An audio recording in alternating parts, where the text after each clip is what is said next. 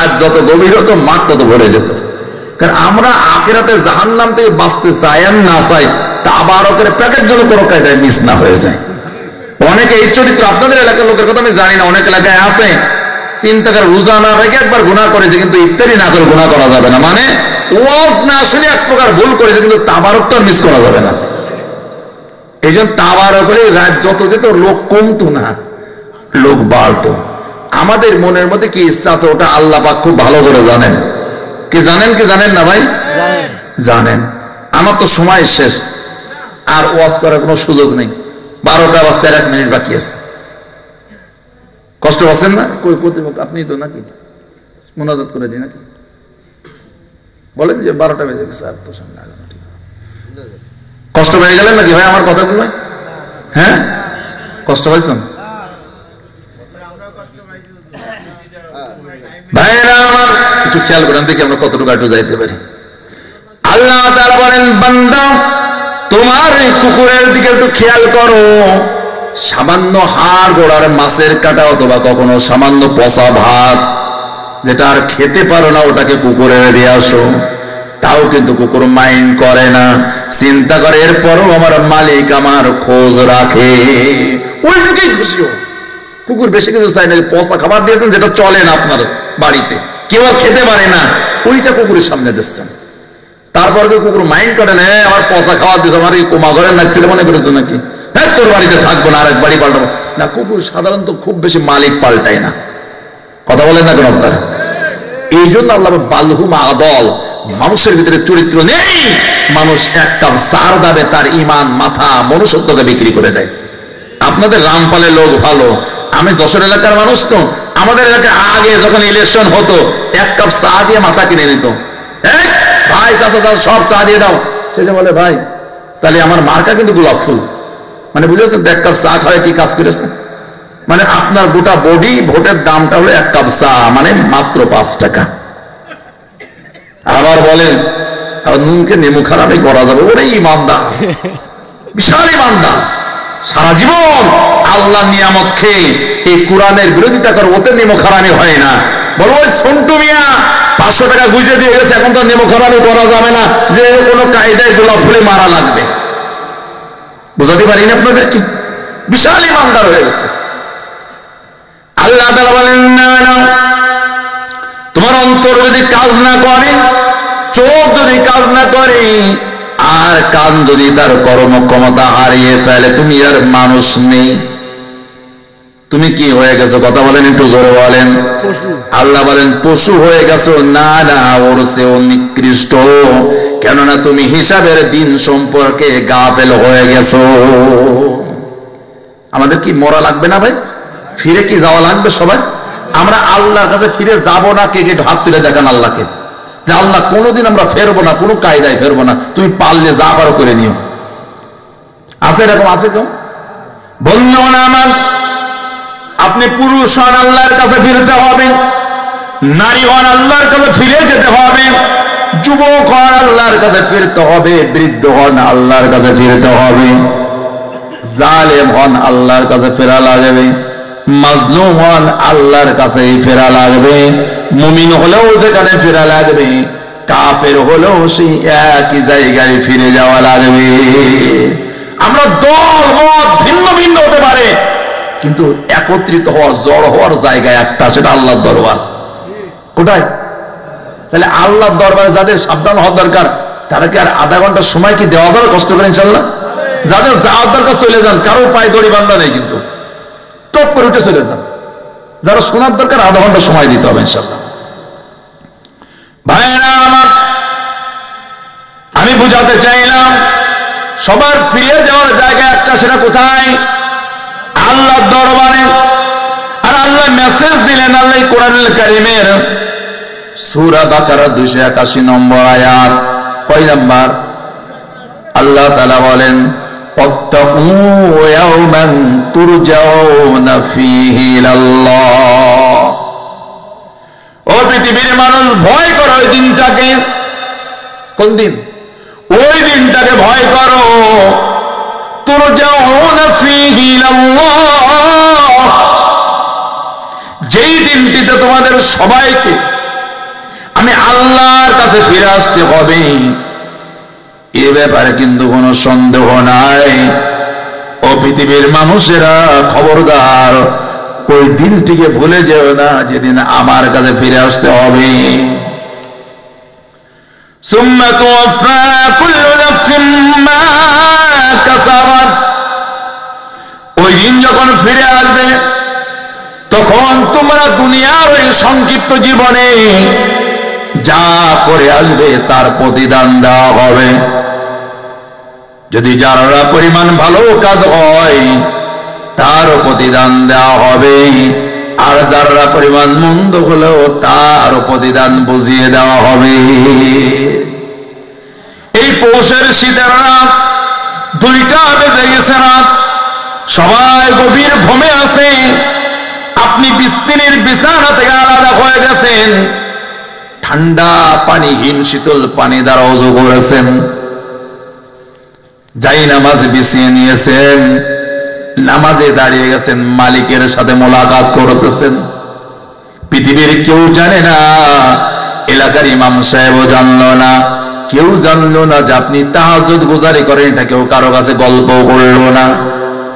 আপনার মনের ভিতরে একটা শঙ্কা তৈরি হবে, মালিক এই যে গভীর রাত আর এই ঠান্ডা পানি দ্বারা উঁচু করে আমি নামাজে দাঁড়িয়েছি, কেউ দেখে নাই, আমার বুজুর্গি কথা কেউ জানে নাই, আখিরাতে আবার আমার এই কাজ বাদ পড়ে যাবে না তো? কেননা আমার এই কাজের কোনো সাক্ষী নাই। কথা বলেন না কেন? আল্লাহ বলেন, বান্দা না না, কোনো ভয় নাই। ফামান ইয়ামাল মিসকালা যারাতিন খায়রান ইয়ারা ওয়া মান ইয়ামাল মিসকালা যারাতিন শাররান ইয়ারা। আল্লাহু আকবার, আল্লাহু আকবার। ও বান্দা শোনো, তুমি এই কাজ করো, নামাজ আদায় করো, কেউ দেখে নাই। তুমি ভেবো না আমি আল্লাহ শুধু ফেরেশতাদের উপর নির্ভর করে বসে আছি, তারা লিখতেছে শুধু তার উপর বিচার করবো, তা নয়। এও ভেবো না যে ফেরেশতারা রেকর্ড করতেছে, ভিডিও রেকর্ড, ওটা দেখবো বিচার করবো, তাও নয়। ইয়ামালু মা শিতুম ইন্নাহু বিমা তা'মালুনা বাসীর। ও পৃথিবীর মানুষ, যা মনে চায় তাই করো, তবে চিন্তা রাখবা, মাথায় চিন্তা রাখবা, যা করতেছো আমি আল্লাহ সব দেখতেছি। সুবহানাল্লাহ জোরে বলা যাবে না? আমাদের কাজ, এই যে রাত 12টার বেশি বেজে গেছে, এই যে আমরা এখানে সামিয়ানার জন্য আল্লাহ একটু দেখতে পাচ্ছেন না, তাই না? সামিয়ানা না থাকলে আল্লাহ ক্লিয়ার দেখতে পেতেন আমাদেরকে, নাকি এরকম? কথা বলেন, একটু দেখতেছেন না?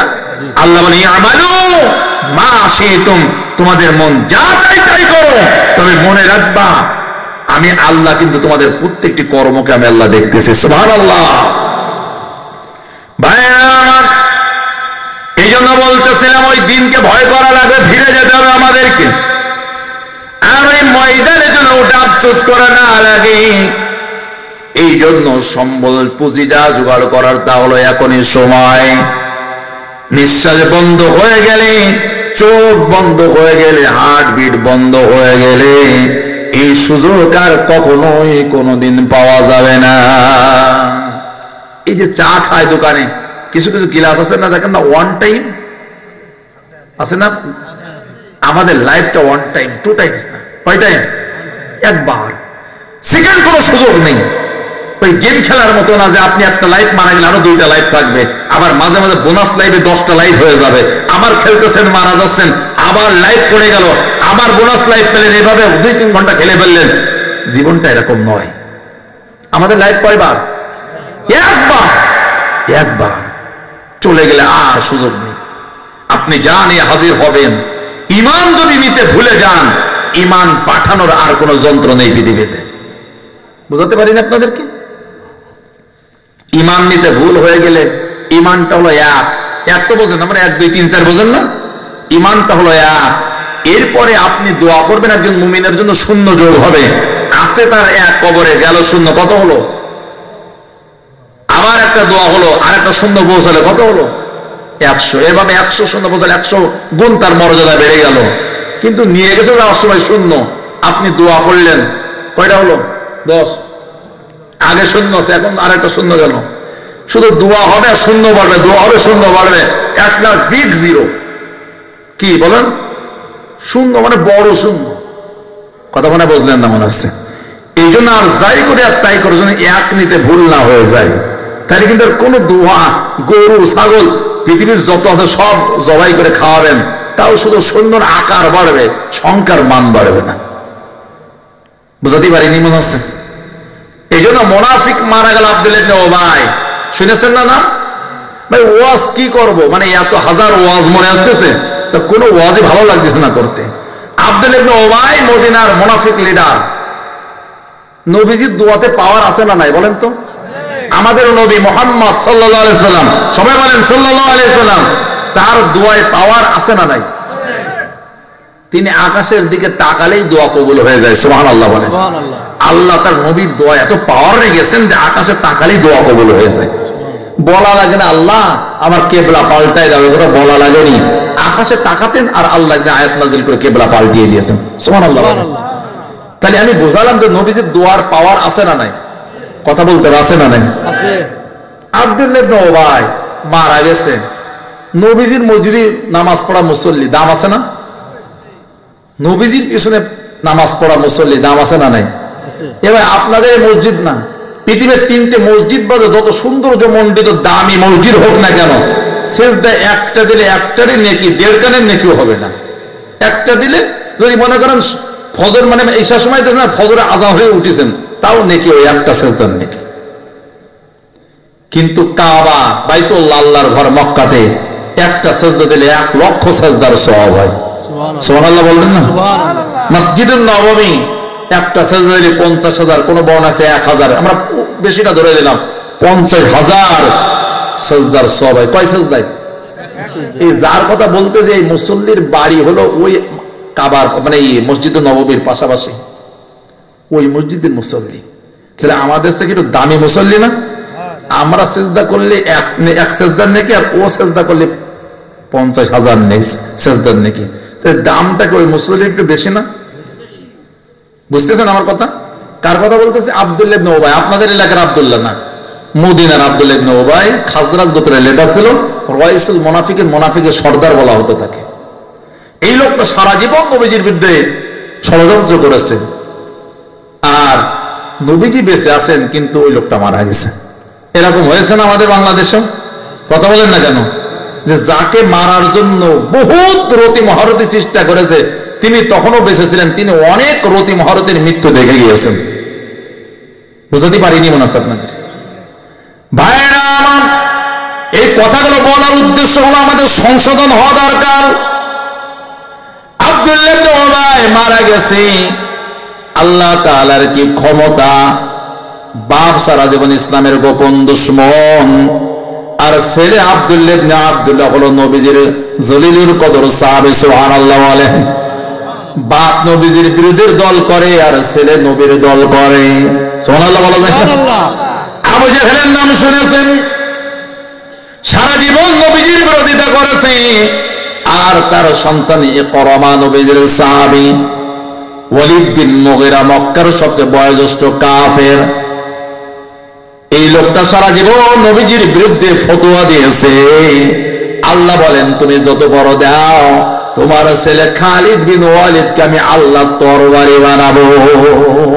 সাইফুল্লাহ, আল্লাহর তরবারি। অনেক লম্বা ইতিহাস আছে, ওদিকে যাচ্ছি না। আব্দুল্লাহ ইবনে উবাই মারা গেল। আব্দুল্লাহ ইবনে আব্দুল্লাহ এসে বললেন, নবীজি আমার পিতা ভালো লোক ছিলেন না, এটা আমি জানি, ইসলামের গোপন দুশমন ছিলেন নবীজি গো, কিন্তু আপনার কাছে আমার একটি আবেদন, আমার পিতার জানাজার নামাজের ইমামতি কিন্তু আপনারই করা লাগবে। সুবহানাল্লাহ বলা যাবে? আব্দুল্লাহ ইবনে আব্দুল্লাহ চলে এসেছে বলতে, আমার বাপ মারা গেছে, আমি জানি আমার আব্বা ভালো ছিল না, কিন্তু কাফের তো আর প্রকাশ্য হয়নি, আমি চাচ্ছি আমার বাপ মারা গেছে, জানাজার ইমামতি আপনাকে করা লাগবে। কাকে বলতেছে কথা? নবীজিকে। বুঝলেন কিন্তু ভালো করে কথাগুলো।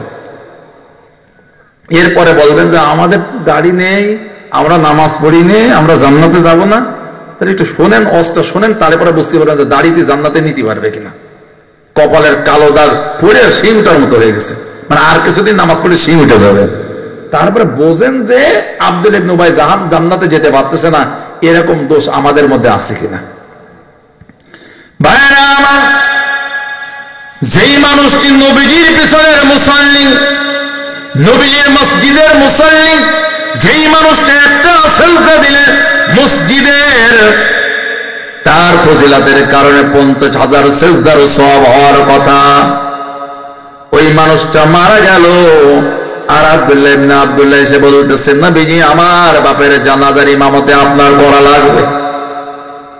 নবীজি রওনা দিয়েছেন, কিন্তু নবীজির একজন সাহাবীর সাথে ছিলেন খুব নরম তরিবাদের, খুব শান্তশিষ্ট, নাম হলো ওমর। কে? খুব শান্তশিষ্ট না ওমর সাহাবী? খুব নম্র, ভদ্র এবং শান্তশিষ্ট, খুবই কমল চরিত্রের অধিকারী ছিলেন, তাই না? হ্যাঁ, হাদিসের ভিতর কি এসেছে? তিনি কাফেরদের প্রতি অত্যন্ত কঠোর ছিলেন, তাই না? তা আব্দুল ইবনে উবাই কেমন লোক ওমর জানতো না? এই জন্য সাইয়েদনা ওমর নবীজির জামা অথবা তার গায়ের চাদর টেনে ধরেছেন আর বলতেছেন, নবীজি কোথায় যাচ্ছেন? কার জানাজা